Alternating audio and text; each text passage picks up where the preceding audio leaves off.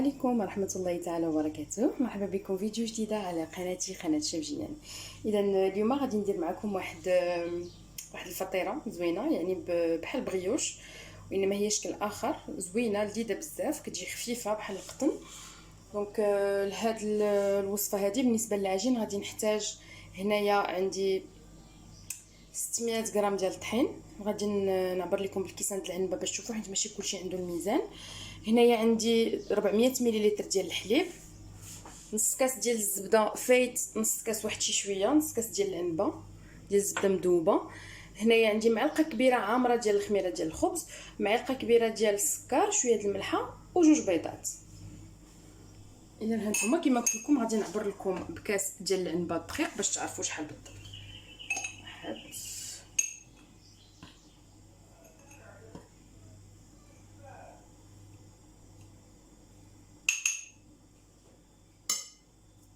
هذا الكاس الاول.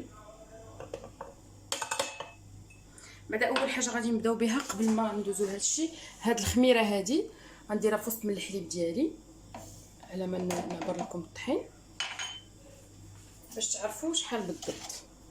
خليو لي والحليب ما قلت لكمش في الاول، الحليب خصو ضروري يكون دافي، ماشي سخون وانما دافي، لان ملي كيكون الحليب دافي كيعاون باش الخميره تطلع لينا.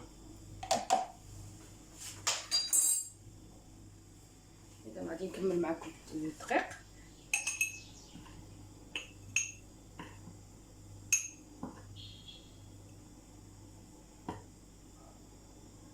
دائما الكيسان منين تعمروهم دائما بقاو تضغطوا عليهم، الكاس كيخصو يكون عامر ومضغوط. هذا الكاس الثاني، نحاول نعمركم هكا باش ما نطولش عليكم الفيديو. هانتوما شفتوا هذا الكاس الثالث.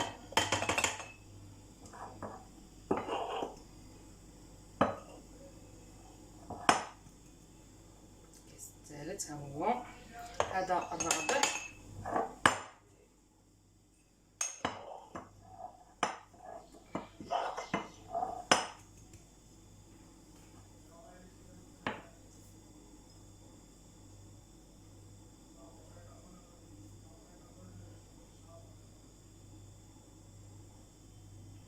هذا الخامس،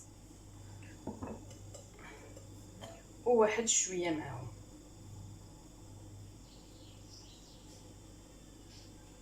خمسة الكيسان وهاد شويه، تقريبا 4 كاس. اذا هانتوما دابا غادي نديرو داك الحليب اللي درنا فيه الخميره هو الاول.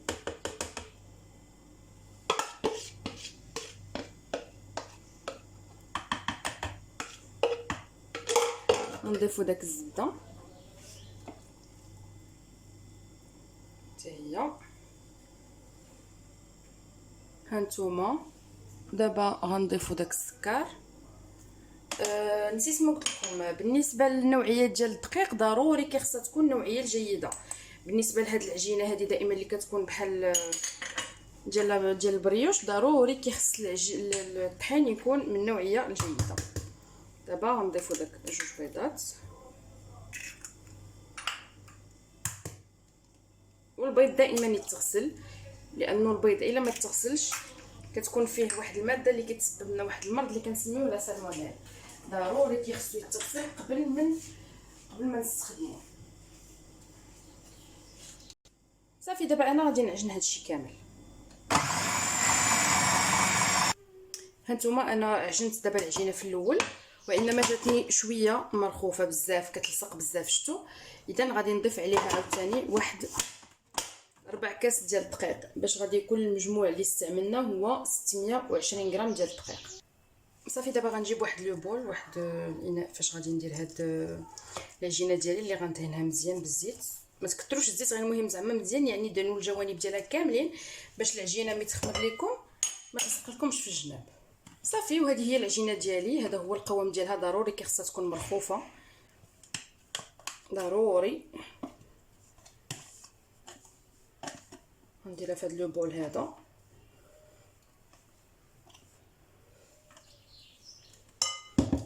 هذه هي العجينه ديالي صافي واجده. غادي نشدها دابا، غادي نغطيها بالبلاستيك الغذائي. دائما دهنوا كما قلت لكم البلاصه فاش الاناء فاش غادي ديروا بالعجينه ديالكم، وفي نفس الوقت دهنوا لها العجينه، دهنوا لها الوجه ديالها باش ما تلصق لكمش في البلاستيك اللي غادي ديروا. صافي غنغطيها بحال هكا وغنخليها تخمر. غادي تاخذ تقريبا ما كاملاش ساعه المكانه، لان الجو عندي هنايا سخون بزاف، الكوزينه سخونه واصلا الجو عندنا سخون، اذا ما غاديش تاخذ بزاف ديال الوقت باش تخمر. اذا هانتوما دابا غندوزو للحشوه. بالنسبه للحشوه غادي نحتاجو هنا واحد جوج بصلات مشلضين، غنحتاجو واحد شويه ديال الكفته. هنايا عندي تقريبا واحد 200 اولا 250 غرام، المهم ما عبرتش، وانما تقريبا غتكون 250 غرام. عندي غنحتاج بالنسبه للعطريه غير الملحه والبزر فقط، وعندي واحد الريس ديال الثومه. اذا هنايا اول حاجه غنحتاجو وهي الزيت النباتيه. غنديروا واحد 2 معالق ديال الزيت النباتيه. اذا غنضيف عليها الملح، ندير نفس الكميه ديال الملحه، ما نديرش كلشي.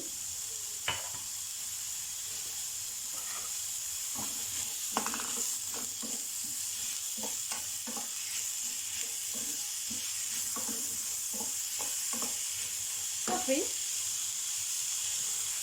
غادي نضيف عليها واحد شويه ديال الماء باش تبان لي دغيا وما تاخذليش الوقت. صافي دابا هنايا غادي ندير الابزار، غندير القياس ديال البزار، ما غنديرش كلشي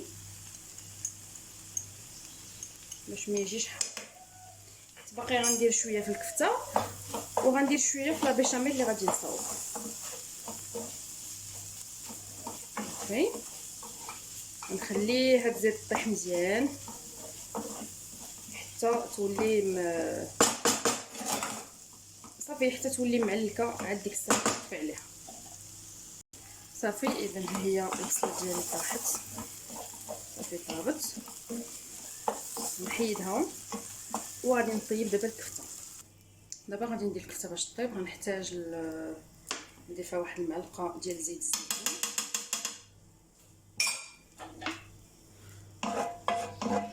صافي وغناخذ الكفته ديالي نديرها هنايا، ولكن قبل سمحولي غندير داك الضريس ديال الثومه نديرو في هاد الجهه هادي يتشحر لي عاد باش غنخلط معاه الكفته. صافي ها هي الثومه ديالي دابا دارت. اذا صافي غنخلطها مع هاد الكفته.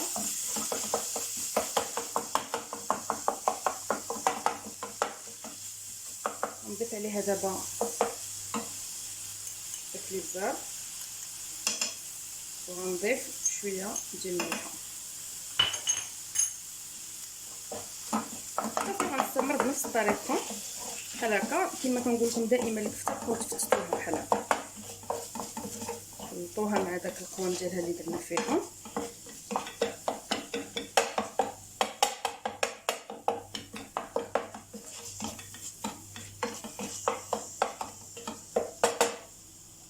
وغنضيف واحد شويه ديال الزعتر اللي عندكم، يا اما الزعتره ولا الزعتر، كون هكا بين يديا. صافي غنخلطو مع هاد الكفته ديالي. صافي ها هي الكفته ديالي طابت. دابا غنزيد عليها داك البصله اللي طيبت.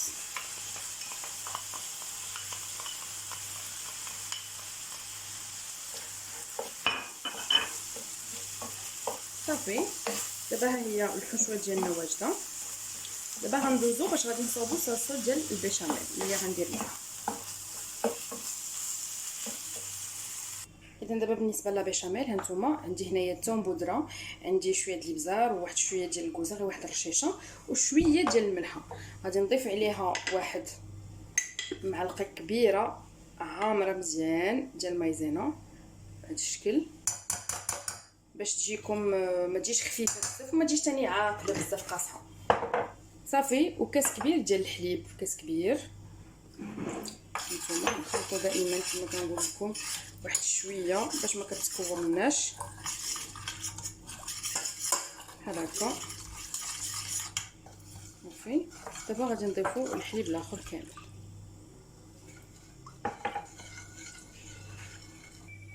ها هي غنديروها فوق البوطون بحال هكا. دائما تستمروا بالتحريك باش ما كتكتل لكمش من التحت. انا كنفضل نديرها بالمايزينا يعني بالنشا، لانها كتجي خفيفه وما كنديرش فيها الزبده نهائيا. نحاولوا دائما اننا نقصوا شويه من الدهون، لان داكشي باش كندير فيها غير النشا بوحدو مع الحليب اصلا كتجي لذيذه بزاف، كتجي بحال المايزينا الاخرى تماما نفس المذاق. هانتوما صافي هذه هي لا بيشاميل ديالي. دابا غادي ناخذ هاد المقله باش غادي نزيد الكفته والبصله ديالي غنضيف عليهم هاد البيشاميل. اذا هانتوما هذه هي الحشوه ديالنا كتجي بحال هكا. اذا هانتوما هذه هي العجينه ديالي، هي خمرات ماشي غير خمرات، فاضت. فوالا ندير لها بحال هكا.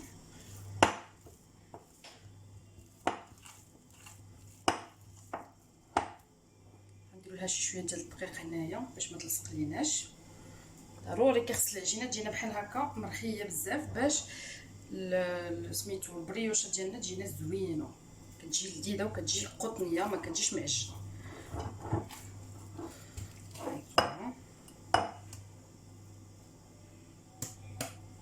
غادي نحاول نجمعها.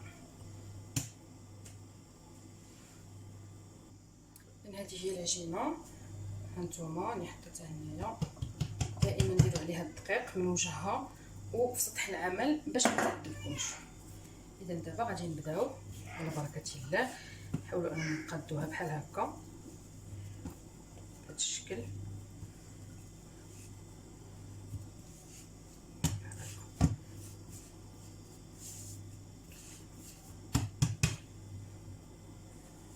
دابا غنديروا شويه ديال الدقيق في الدلاك ديالنا ضروري باش ما يلصقش. بسم الله. حاولوا انكم تطلقوها مستطيل، يكون شي شويه كبير، ودائما تاكدوا ان العجينه ديالكم ما لاصقاش، ما تبقاوش غير كتطلقوا فيها بحال هكا. بقاو تقلبوها دائما بهذا الشكل، يعني الا لصقات لكم غادي تعذبكم بزاف.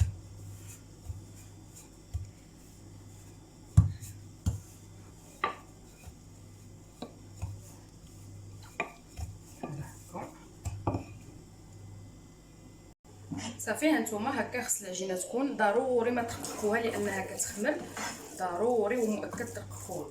صافي دابا غادي ناخذ الحشوه ديالنا، غنحاولوا اننا نطلقوها على العجينه كلها بهذا الشكل. والحشوه خليوها تبرد باش ما تقطع لكمش العجينه. صافي هانتوما من بعد ما طلقت هذا لاطاس ديالي على العجينه، دابا غادي ندير الجبن المبشور، فخوماج اي نوع نتوما بغيتو. انا هنا استعملت الادام بحال هكا بهذا الشكل هذا. كنحاول اني نطلقوه على العجينه كلها. صافي بهذا الشكل. صافي دابا غادي نبدا نرولي في العجينه ديالي بحال هذا الشكل. نزلوها بشويه، ودائما ملي تكونوا كتطلقوا العجينه تاكدوا انها ما لاصقاش. صافي هانتوما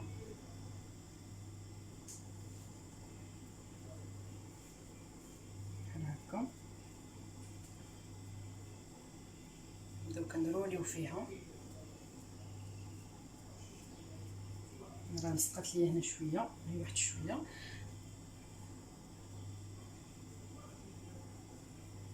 هانتوما بحال هكا.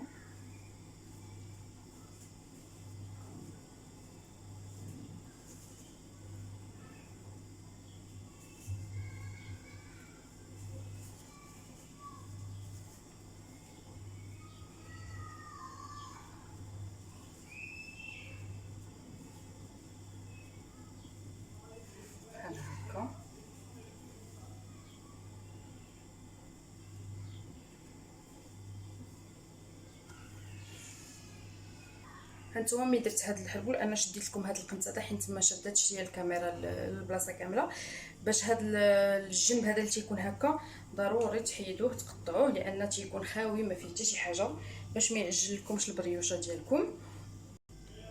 هانتوما شوفوا غنجيو لهنايا هاد لابارتي هادي ماشي من الراس، غنجيو هنايا وغادي نقطعو بحال هكا، نقسموها على جوج بهذا الشكل بحال هكا. كتكملوا بنفس الطريقه حتى للراس.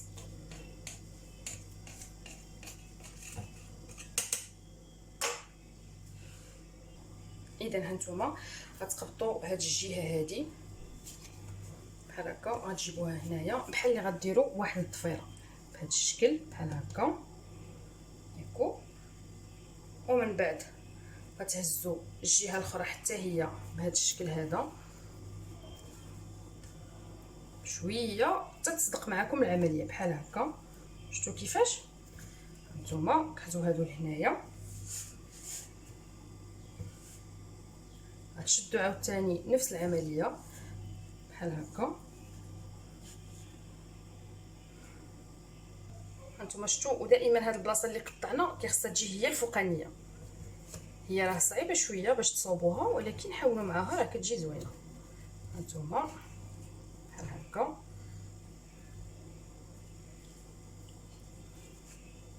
بهذا الشكل.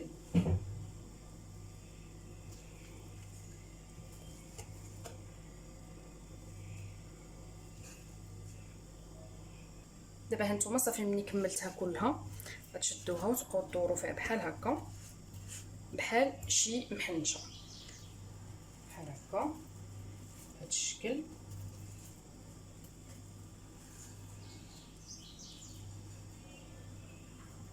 كتجيبوا هاد الجهه هادي لهنايا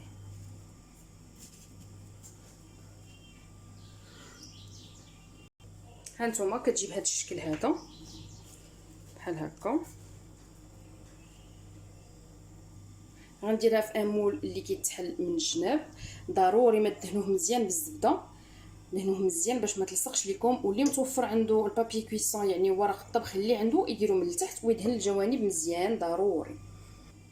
اذا هانتوما هذه هي البريوش ديالي، انا غندهنها بشويه ديال البيض اللي درت معاه شويه ديال الكيتشوب وواحد شويه ديال الخل باش يحيد السفوريه ديال البيض، والكيتشوب درتو غير على قبل اللون باش يعطينا داك اللون شي شويه بحال لي اورانج حمر باش كيجي زوين ملي كيتحمر. صافي كندهنها بحال هكا، غنخليها ترتاح تقريبا واحد نص ساعه، ماشي يعني ما تخليوهاش تخمر بزاف حيت اصلا لان الخميره ديجا خمرت فيها، راه دغيا المره الثانيه دابا باش غادي تخليوها ترتاح راه دغيا غادي تخمر هكا. ودابا غادي نزينها بشويه ديال الخشخاش البافو اللي غندير في الوجه ديالها، وانتم كل واحد يزينها باش ما بغى. كاين اللي كيبغي يدير هكا، كاين اللي يدير معدنوس جنجلان، ديروا الفرomاج غابي يعني الجبن المبشور، ديروا اللي بغيتو. يمكن لكم تزينوها حتى بالزيتون مقطع الا بغيتو، المهم كلها والذوق ديالو في التزيين، كل واحد يزين باش ما بغى.